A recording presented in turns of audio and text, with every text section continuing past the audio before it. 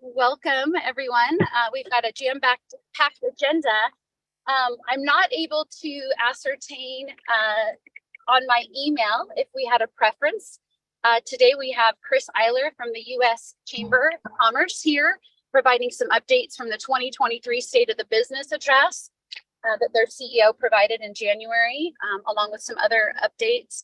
And then we have John White with the Washington State Department of Transportation in charge of the Gateway Project. And then, of course, all of our usual suspects from city, county, and port as well.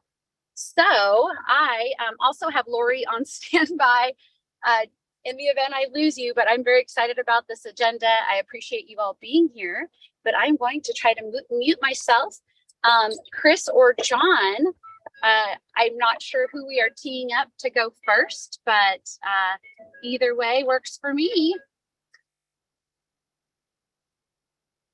Chris, I don't know if you want to flip a coin or I don't know. I'm happy to let you go first, representing the U.S. Chamber, and then I'll follow up after you. Sure, that's great. Should I just go ahead and start? Go for it, Chris. Thank you. Great to see you at WACE conference, and we really appreciate you being here. He provides updates generally on a quarterly basis, so thank you for being here. Great. Can I share my screen? Please do. Great.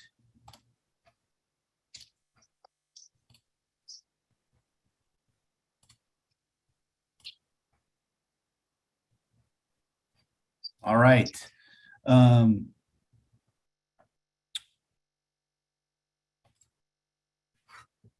Okay, well, great. It's good to see all of you. Again, my name is Chris Eyler. I am the U.S. Chamber's Vice President for the Northwest region.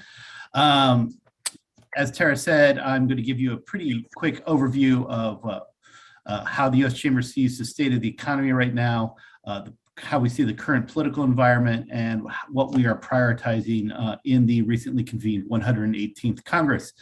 So to start with, on the economy, in general, the economy is doing better than a lot of economists had expected it would be doing at this point. In fourth quarter of 2022, the economy grew at 2.8%, bringing annual GDP growth to 2.1%. We are continuing to see very strong job growth. In January, the economy added 517,000 jobs. And more importantly, we have recovered all of the jobs that were lost during the pandemic shutdown. And we actually have more jobs right now than we did in February of 2020. However, the participation rate continues to lag, and it is actually 1% lower today than what it was in February of 2020. 1% may not seem like a lot, but if the participation rate was today what it was in February of 2020, we would have over 2.8 million more workers in the workforce. Additionally, inflation is moving back in the right direction. It is down significantly from the peak of 9.1% last summer. However, at 6.4%, it is still historically high and a long ways from the 2% target rate that the Federal Reserve is trying to get the inflation to be at. And moreover, a lot of the reduction we have seen in inflation over the past several months is almost due entirely to a drop in fuel prices. Prices on food and other core prices remain significantly high. Furthermore, while wages are up, they're not up as much as they're not keeping pace with inflation. So while it's good to see that workers are earning more money, their purchasing power is being degraded by inflation. Furthermore, while we saw a significant increase in savings during the pandemic, at its peak, consumers almost had $3 trillion in excess savings. They have quickly spent that down over the course of the past several years, and consumers actually have less savings now than they did in February of 2020. Given this, our economists see a 65% chance of a mild and fairly short recession in the second and third quarter of 2023. This is largely going to be caused by consumers running out of savings.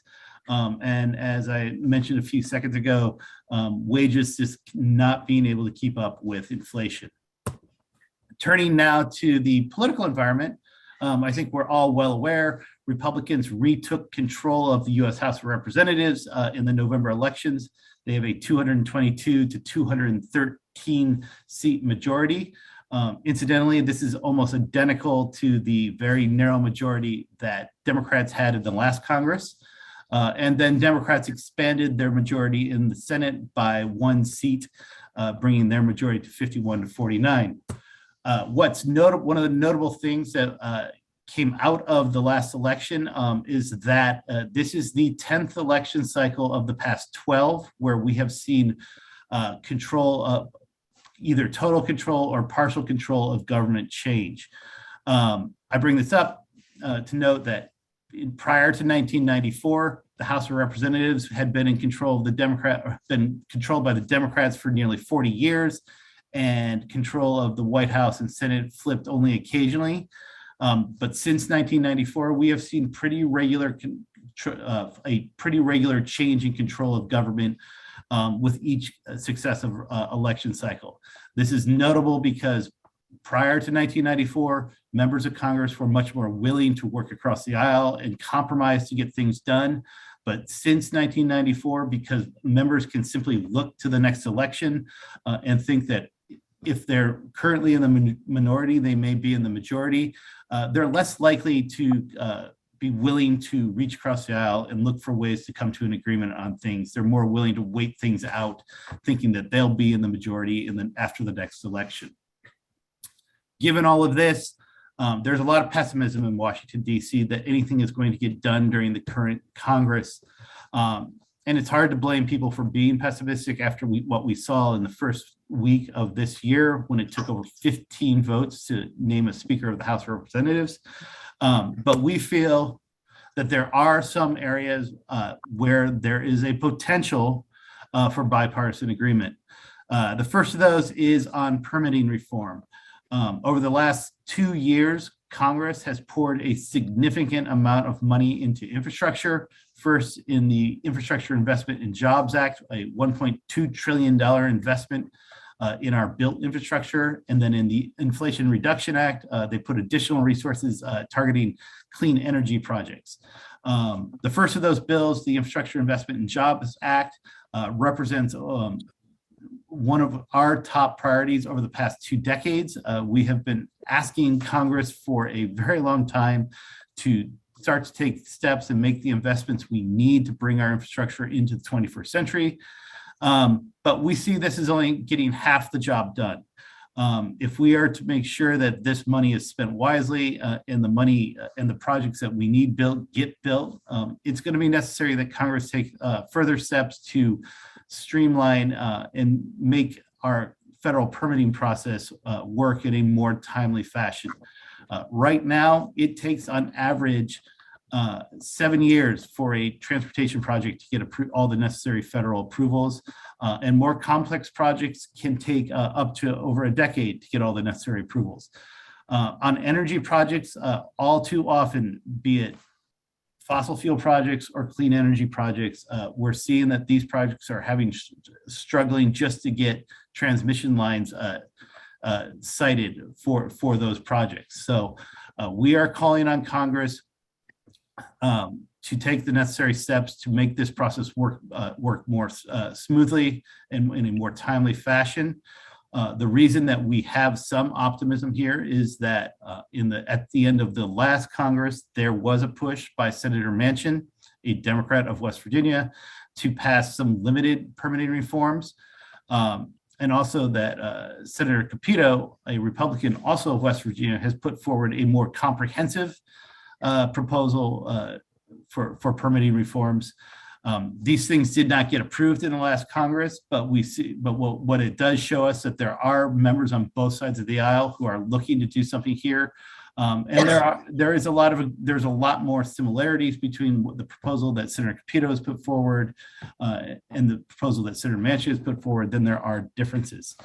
The next area where we see a potential for some bipartisanship agreement is on workforce.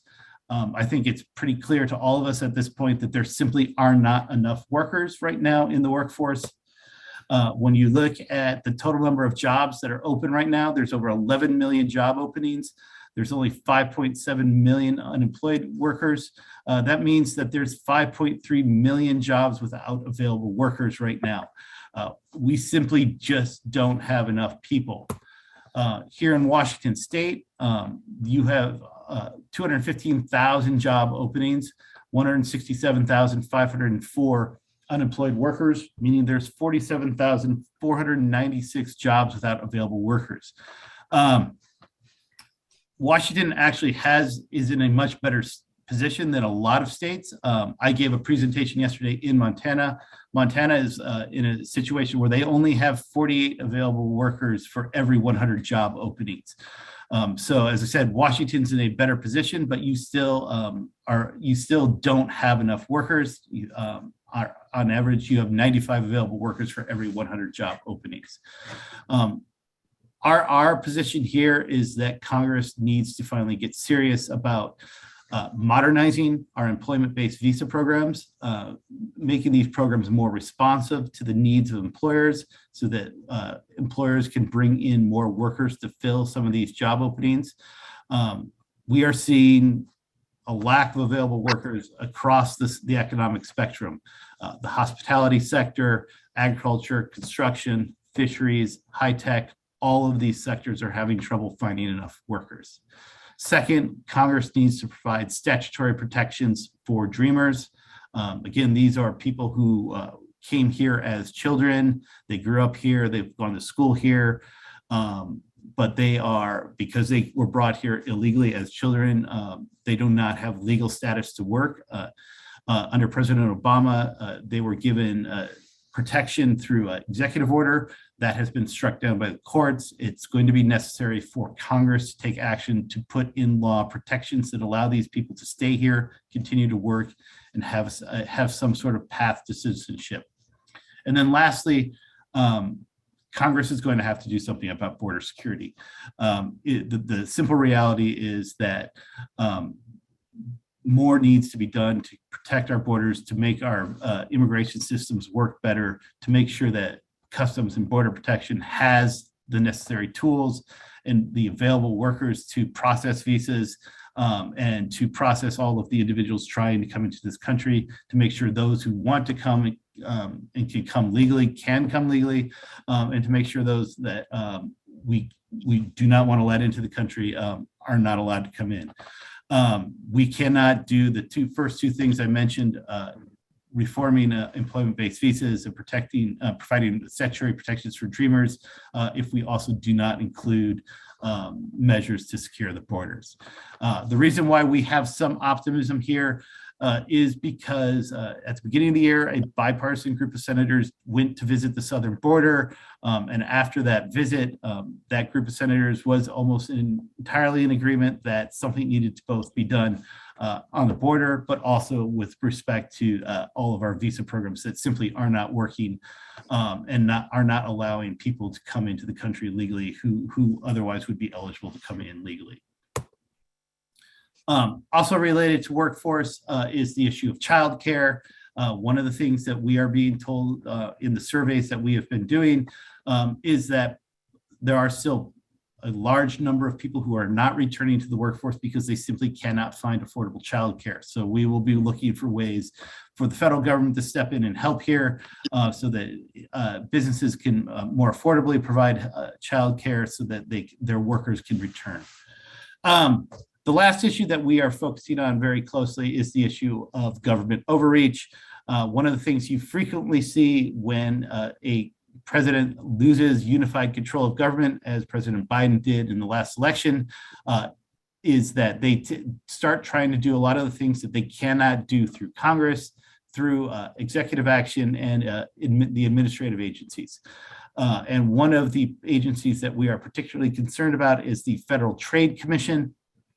This is a federal agency that was set up to adjudicate on a case-by-case basis instances of anti-competitive behavior. It is not an agency that was set up to do broad-based rulemakings. However, under the current Federal Trade Commission chairwoman, Lena Khan, they have taken it upon themselves to attempt to do just that, issue broad-based rules regulating American business. And recently, they proposed a new rule that would effectively ban all non-compete agreements and employment contracts across the country. Now, first of all, non-compete agreements have been historically regulated at the state level.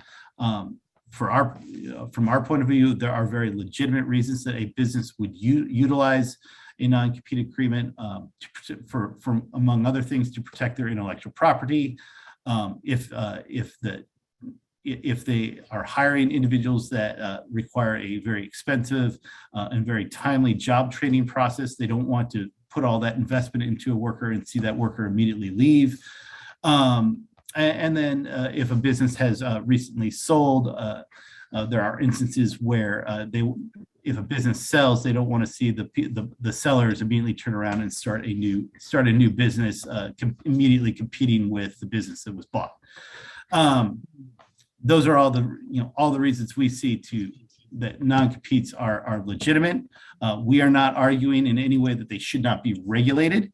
There are instances of abuse, and those abuses should not be permitted. But our broader concern here is that the Federal Trade Commission does not have the statutory legal authority to do these types of rulemakings. And if the FTC is allowed to finalize this rule, we believe that they will start trying to issue other rules to regulate how American businesses operate. So we have asked chambers to join us in sending a letter to Capitol Hill asking Congress to intervene to block the FTC from taking this action. We have also have a comment letter directly to the FTC because the rulemaking period is still open. We are asking chambers to join us in sending that letter to the FTC opposing this rule. And then finally, we have every expectation that the FTC will push forward and finalize this rule. And if and when they do, the U.S. Chamber's Litigation Center will be challenging the legality of this rule in the courts. The last thing I want to talk about is the issue of the debt ceiling. In January, the federal government hit the statutory debt ceiling, and the Department of Treasury is using accounting procedures that they refer to as extraordinary measures to continue paying the federal government's bills. However, earlier this month, the Congressional Budget Office issued a report saying that at some point between July and September, the Department of Treasury would exhaust those extraordinary measures, and Congress would have no choice but then to raise the debt ceiling.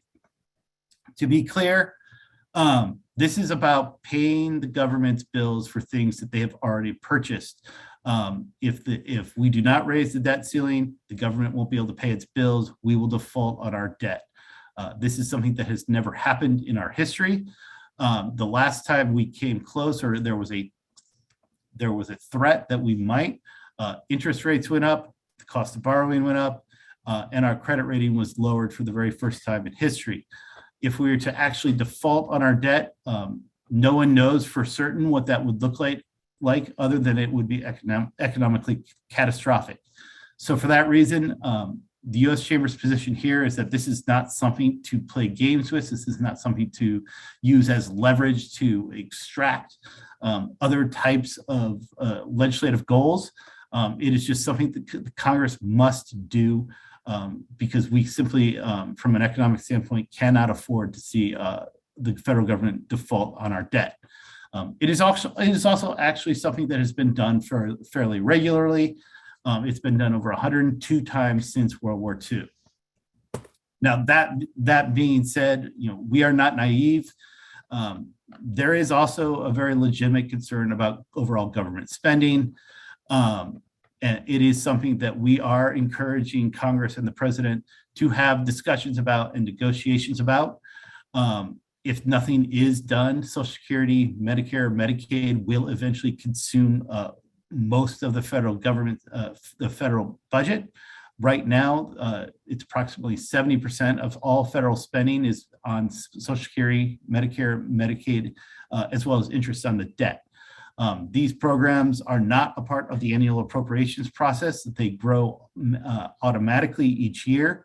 And the Social Security trustees have indicated that if no changes are made by 2033, they will be forced to enact automatic cuts to Social Security benefits. So it is imperative that Congress start to look to do something seriously. However, using the debt ceiling as some sort of leverage to force this immediately is not the answer. These need to be serious, thoughtful discussions so that we get this done right.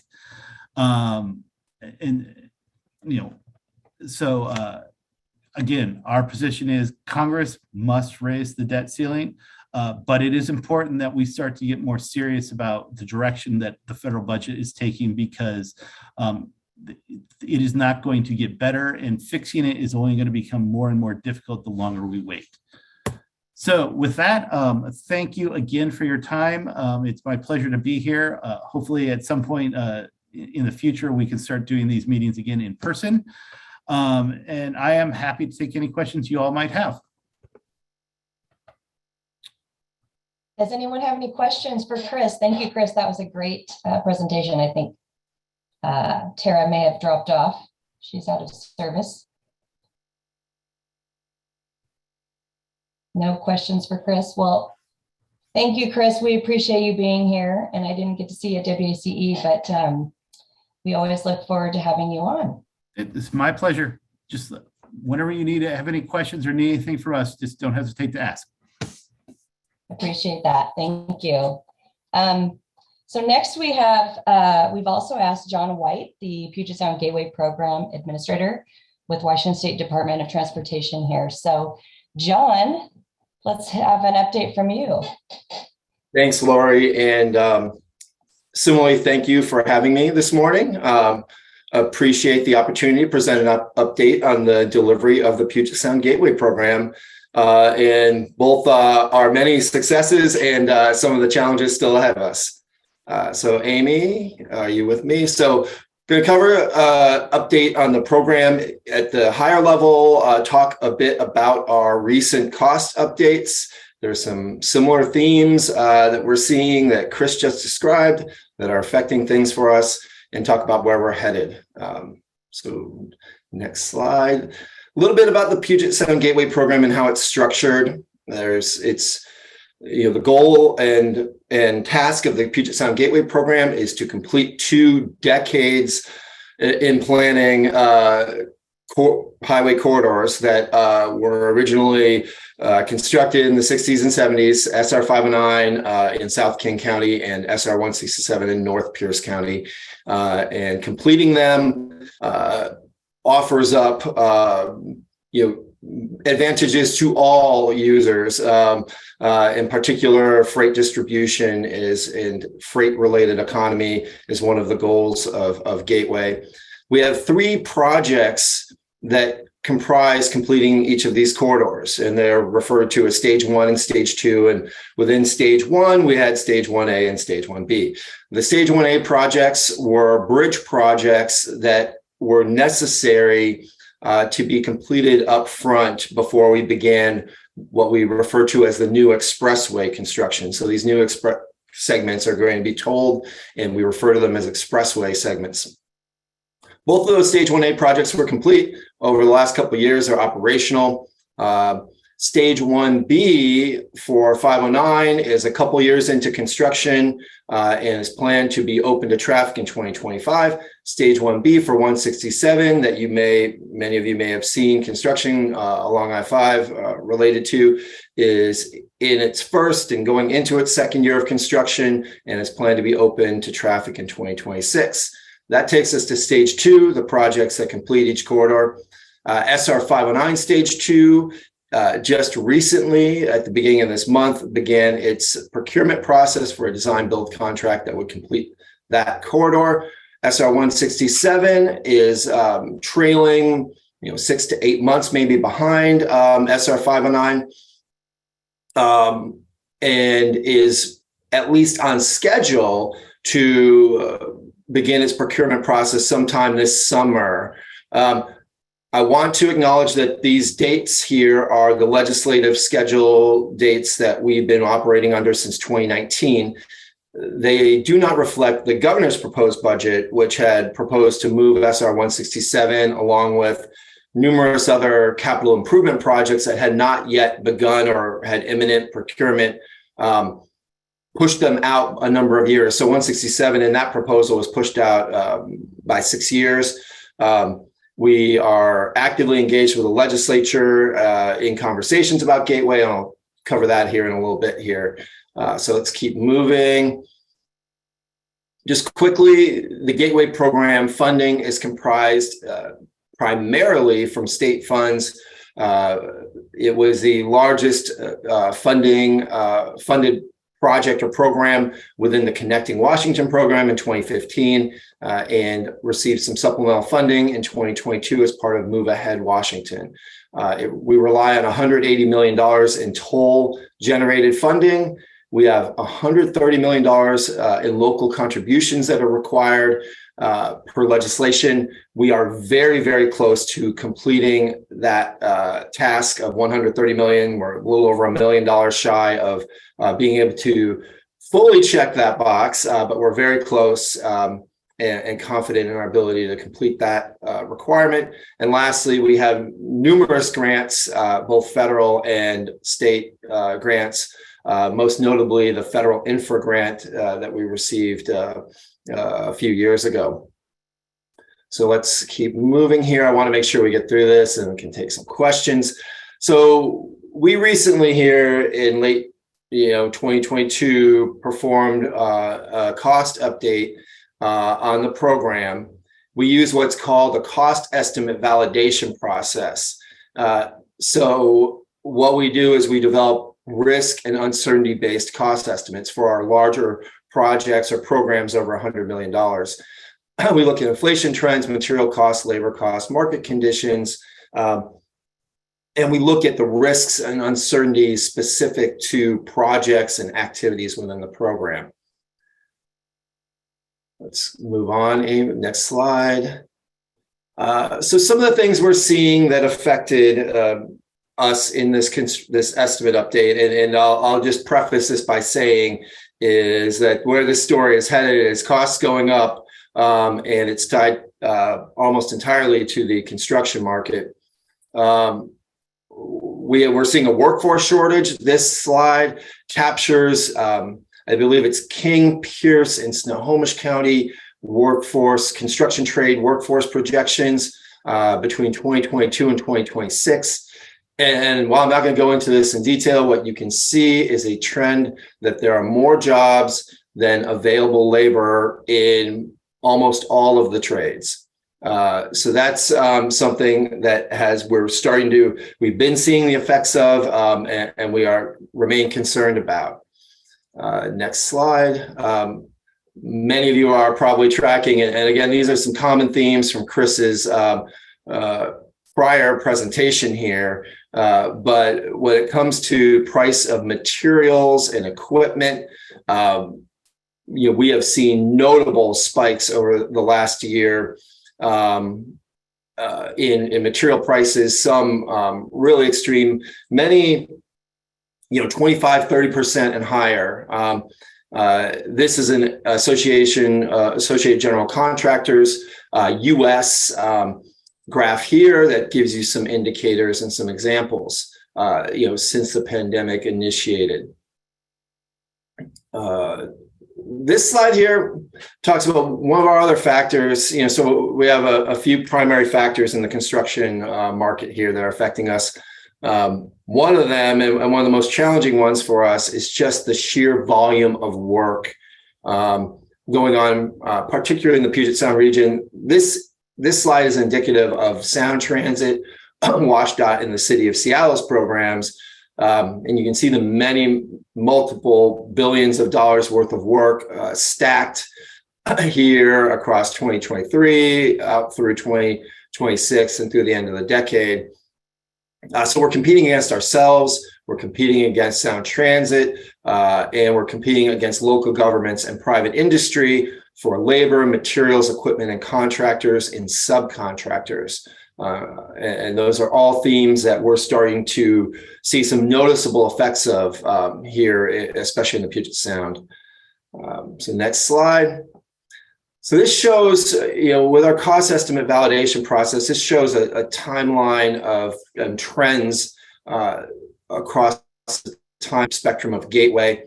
I'd point you to 2019 as probably a key point in time, because that's when in 2018 we did a couple critical reports for the legislature. One was a construction and implementation plan for Gateway, which was essentially the baseline scope and delivery approach for Gateway. And then we did a benefits of acceleration report, which the legislature adopted a degree of acceleration on, which proposed to complete the program a couple years earlier than initially envisioned, and save money in doing so. So that was really our baseline in 2019. And you can see the COVID-19 pandemic initiation line there, and you can see the trend that's occurred since. One of our challenges, I'll just be frank here, and we can go to the next slide maybe. Well, I'll pause here. Well, let's stick to this slide here. Sorry, Amy. Let's go to the next slide. When we did our cost estimates in 2021, and we're engaging the legislature in early 2022, the market things are really dynamic.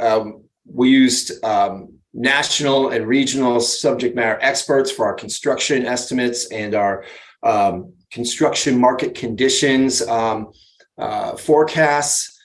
And we received additional funding in 2022. Part of it was covering a long-standing funding gap. Part of it was dealing with some fish barriers that were rather expensive that we had uncovered. And part of it was dealing with construction market conditions. Unfortunately, what we've seen happen here over the last roughly 15 months between those estimates is we've seen just severe spikes, both the inflation that was spoken to earlier, but then escalation to some of those construction market factors. So this is really what we're seeing is a roughly a $265 million increase in the cost to complete Gateway and complete stage 2. And so it's a challenging circumstance for us here in the legislative environment when the legislature is dealing with some assumptions that were made in Move Ahead Washington in terms of funding source availability and aging that maybe were a bit over optimistic. And so they're dealing with some challenges there of trying to maybe redistribute some work while we and some others are having challenges with cost increases. Let's move to the next slide. So a little bit about just quickly, the big ticket increase here for Gateway, if you look at the second line there, is just in our base costs. The base cost for the scope of work that has been long understood for Gateway went up a lot.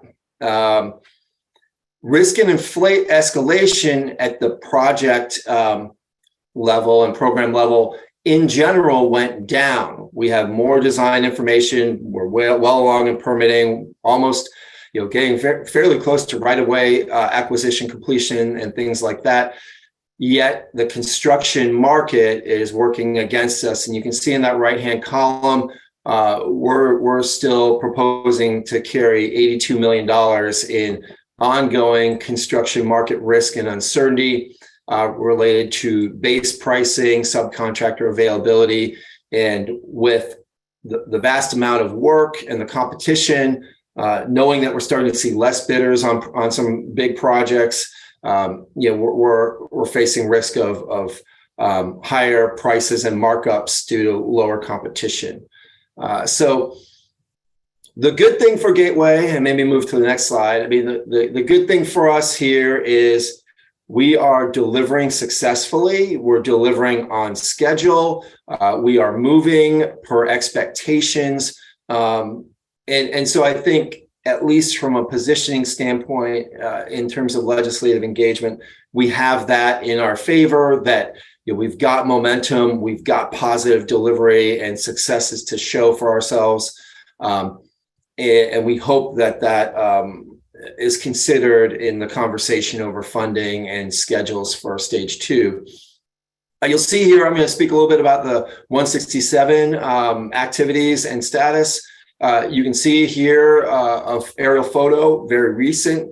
We've been shifting traffic to the outside along I-5 in order to replace some at-grade bridges on I-5 that allow passage for Hylobos Creek. One of the big initiatives within the 167 corridor completion is a vast riparian restoration program that both addresses environmental mitigation and restoration, but it also addresses flood control on I-5 and at the local level as well. You can see activities planned here in 2023. It's going to be a very active season for us. We're building these bridges on I-5. We are going to be removing the old 70th bridge that remains over I-5. And we're going to be continuing our work in constructing the 167 I-5 interchange. This 167 1B, what we refer to as 1B project, will build the first 2 miles of new expressway, or is building the first 2 miles from I-5 over to SR 509 and the Port of Tacoma and access to downtown Tacoma.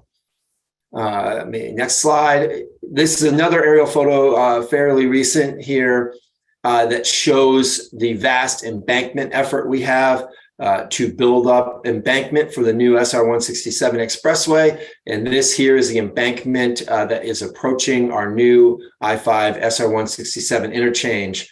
I believe when we stopped embanking for the weather break here, we were at somewhere around, I want to say 160,000 cubic yards of embankment that had been placed just in a first partial season of construction.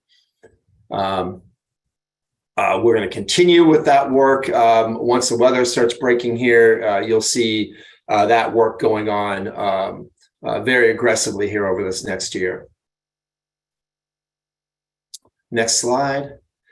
So 167 stage 2 is the piece that would complete 167. You can see the kind of aqua color for reflecting SR 167 stage 1B and the connection to I-5 and moving then over to the northwest, connecting to Tacoma. Stage 2 continues off to the southeast, connecting up to Meridian and SR 61, where the current freeway ends, and then continuing some improvements off to the east up to 512 and 410 to integrate back into those into the 167 corridor and provide improved connectivity.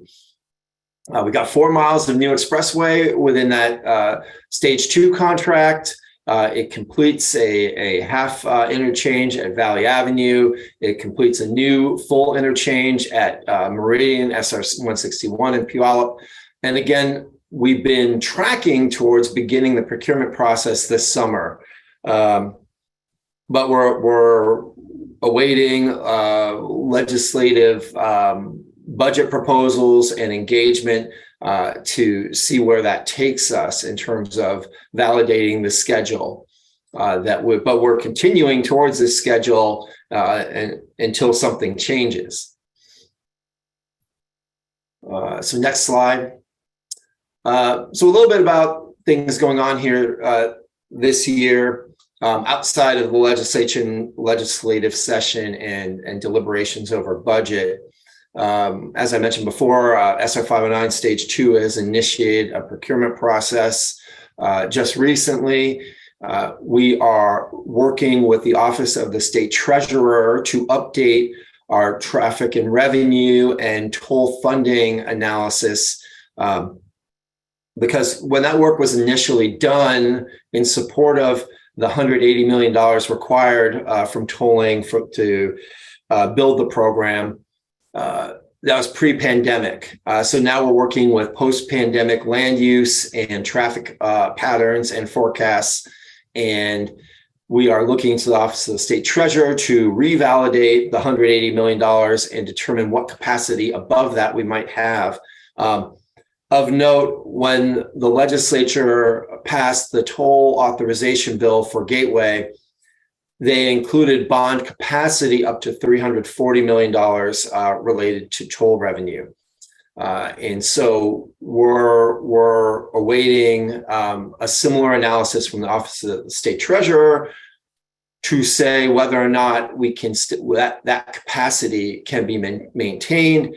And then, it will be up to the legislature to determine if they want to utilize some of the capacity they've authorized for us previously in addressing the funding needs. And lastly, we continually utilize methods to control cost to the best of our ability. And within those things that we can control, how we divide risk up in our contracts, including cost adjustments for fuel, asphalt, steel, things like that, are tools we can use in our contracts to maybe rebalance risk a little bit and maybe avoid our design builders being excessively conservative in the risk they price in our contracts. We encourage innovation in design build, and we encourage what we refer to as alternative technical concepts that provide efficiencies and benefits above the base design that we place in our contract. And so we're hopeful that we'll see some of that because that can save time and money. And we've had examples of that within Gateway that have been successful. And lastly, we do have some surplus property on Gateway, and the toll bill does allow for surplus property that we ultimately sell for those proceeds to come back to the program. So those are some of the tools and things that we look to at least to the best of our ability manage costs going forward. And so, I'll stress that we really haven't had scope creep or scope growth. I will mention we didn't have a slide for it here. The one scope, and it's tied to 167, that we've certainly worked very, very hard over the last year and a half to define and achieve alignment on with our partners in the 167 corridor, is for the Tacoma to Puyallup Regional Trail.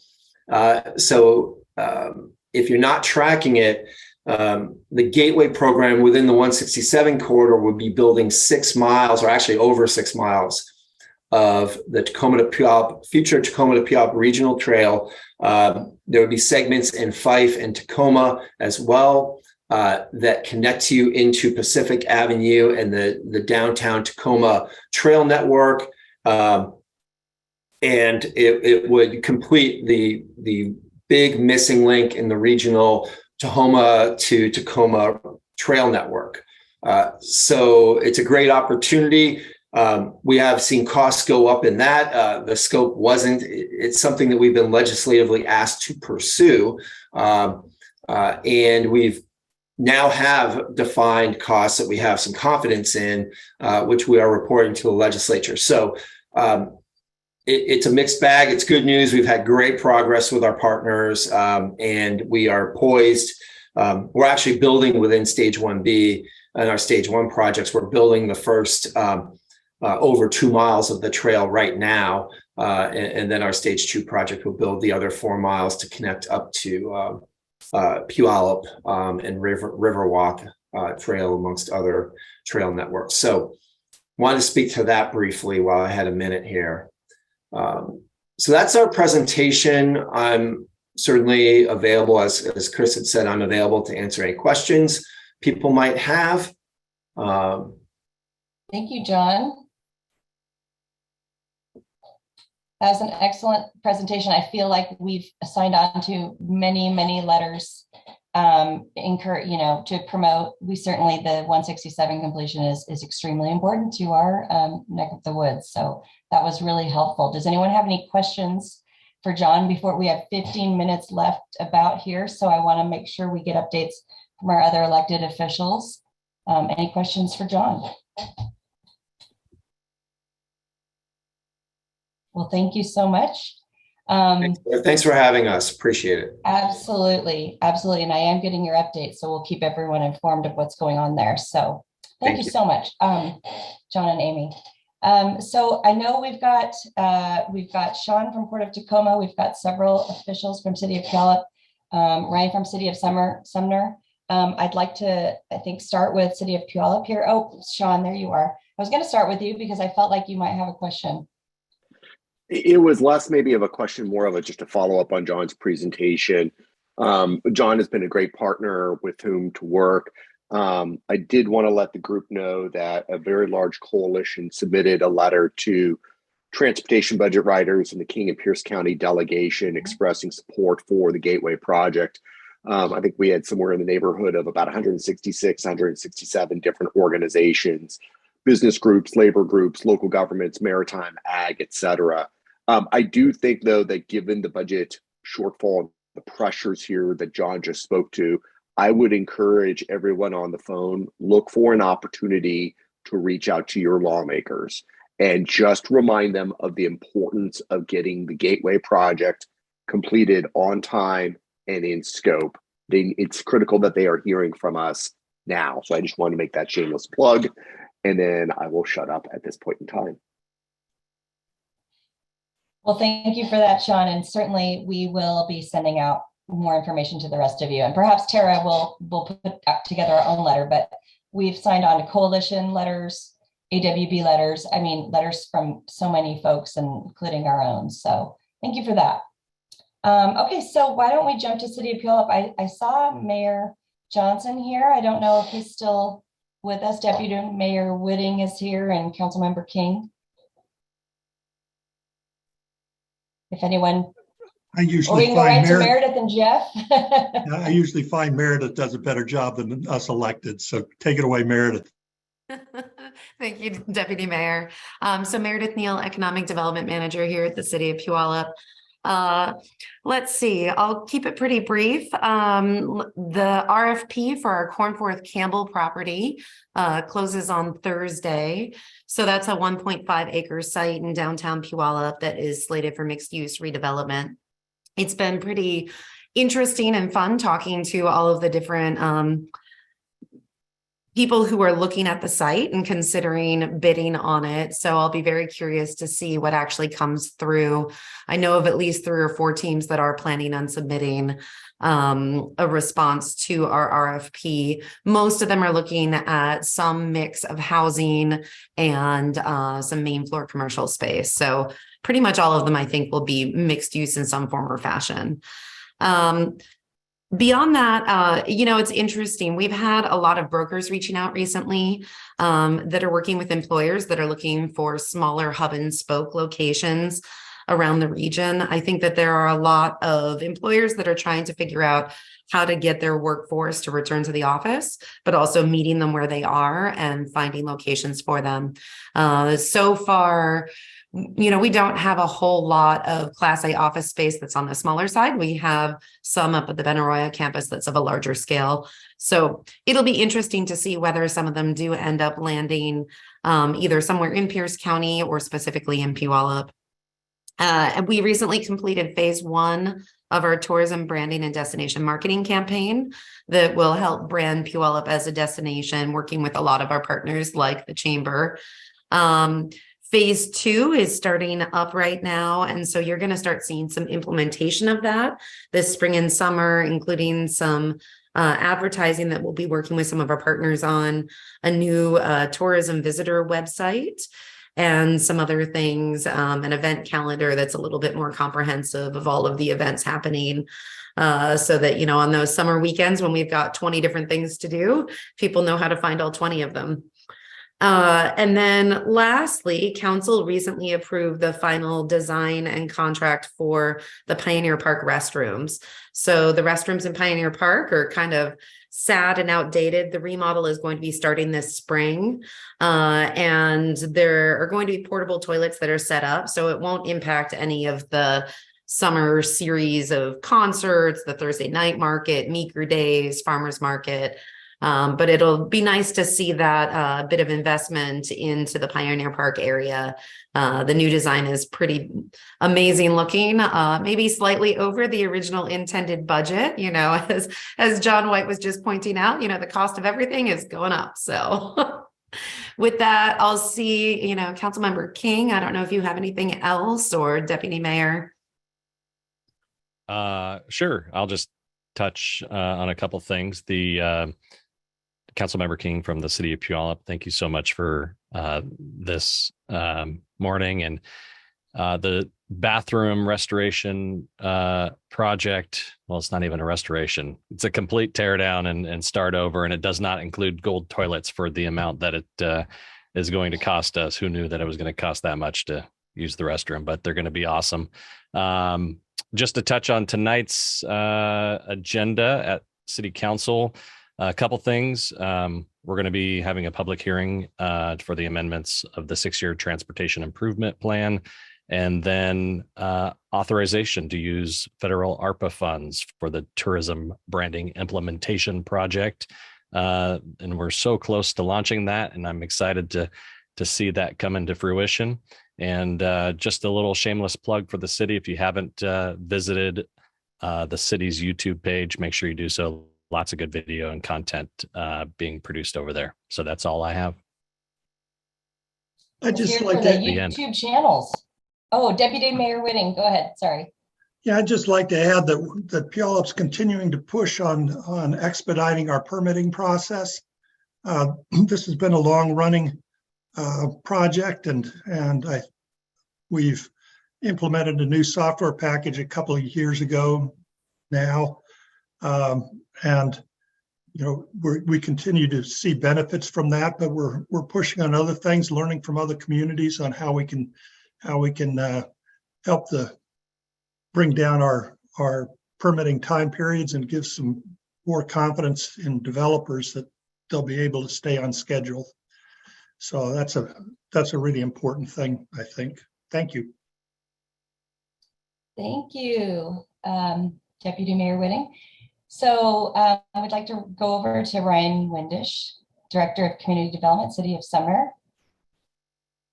Thank you, Lori. So I just want to give a quick update on what our council's been working on over the last couple of months. Last night was a big night. They approved the library capital facilities area. So we've been working with the library on building a new library in Sumner. And in order to be able to fund it, we need to go out to the voters for a bond initiative. And 12 to 15 million is what they're looking at as a potential bond measure. And they had to decide kind of which area do you go out for the vote. And so our council determined that they wanted to keep the voting district within the city limits, at the current city limits of Sumner. And so if that does pass, it'll be about a $10 per month increase in property tax on kind of a normal priced house or medium priced house in the city. And that, if it goes through all the proper approvals, it should be on the fall ballot. That's the plan at this point in time. We've also moved forward with further discussions on our amendments to our code regarding short plats and pipe stem lots.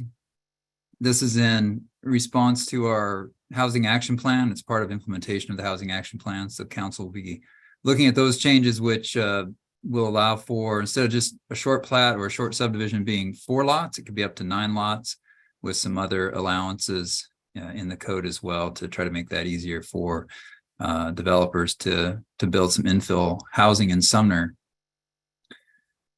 We also approved a compost procurement policy, and this is a little bit obscure in some ways, but is going to be affecting businesses as of January 1st, 2024. On the city side, on the procurement side, we're supposed to procure organic material, compost material for our projects locally and then track it. And there's a lot going on there in terms of the administration of it. But the impact it's going to have on businesses is, as of January 1st, any business that produces more than 8 cubic yards of organic material per week will have to channel that into a different container and handle it differently. So that's going to add probably some cost and complications for like our restaurant businesses.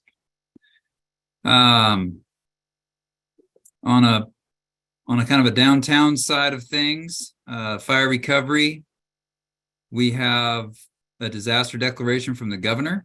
So that opens up idle loans available for businesses that were impacted, low interest loans up to, I think it's 150,000. And it could be more than that, but typically it's 150,000. And they need to apply by November 22nd.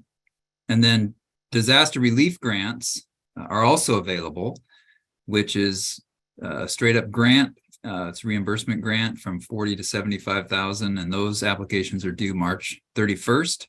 We have a number of different businesses that have inquired and are in the process of applying for that.